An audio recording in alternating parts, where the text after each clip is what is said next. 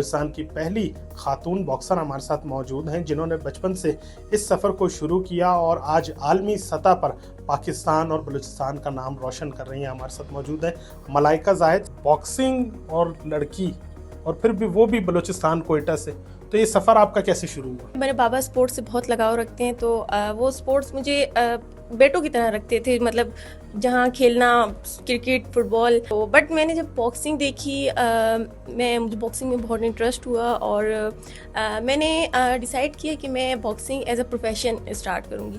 تو میں نے بابا سے کہا کہ میں باکسنگ کھیلنا چاہتی ہوں, تو وہ اس چیز سے بہت خوش ہوئے اور مجھے بہت اپریشیٹ کیا. اور میں نے جب باکسنگ اسٹارٹ کی تھی, میں بلوچستان کی فرسٹ فیمیل باکسر تھی. بلوچستان میں گرلس کے لیے کوئی علیحدہ سے کلب نہیں تھا.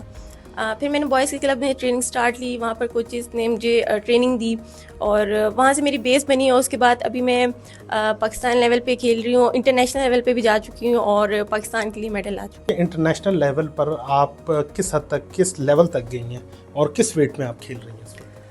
ابھی میں بینٹم ویٹ کیٹیگری میں کھیلتی ہوں. پاکستان میں نیشنل چیمپئن ہوں اپنے ویٹ کیٹیگری میں, اور ابھی تک انڈیفیٹڈ باکسر ہوں. انٹر ڈپارٹمنٹ کھیلی اس کی بھی چیمپئن ہوں. اور اس کے بعد انٹرنیشنل لیول پہ میں گئی تھی 2025 میں اسپورٹس گالا چیمپئن شپ تھی چائنا میں.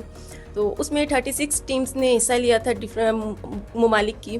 تو اس میں نے پاکستان کے لیے برانز میڈل جیتا تھا. اور اب میری کوشش یہ ہے کہ پاکستان باکسنگ فیڈریشن جیسے ہمیں موقع دے رہی ہے کھیلنے کا, اسی طرح اگر وہ مجھے موقع دیں گی انٹرنیشنل لیول پہ کھیلنے کا, تو میں انشاءاللہ پاکستان کے لیے آگے بھی پاکستان کا نام روشن کروں گی. ابھی ریسنٹلی میں کامن ویلتھ گیمز ہوئی تھی گلاسگو میں, جس میں نے پارٹیسپیٹ کیا اور بیڈ لک تھا, میں کوارٹر فائنل تک گئی بٹ میڈل نہیں لگ سکا. لیکن وہ ایک اچھا ایکسپیرینس تھا اور ہمیں بہت کچھ سیکھنے کو ملا. 14 اگست کے حوالے سے میں دوں گی کہ میری بھی خواہش ہے کہ میں بھی پاکستان کا جو پرچم ہے وہ بھی سب سے اوپر دیکھوں. بلوچستان کی فیمیل ہیں, یہ ویسے بھی فزیکلی بہت اسٹرانگ ہیں, تو یہ باہر آتے ہوئے بس تھوڑا سا گھبراتی ہیں, ڈرتی ہیں کہ ہمارا معاشرہ ہے کیا کہے گا.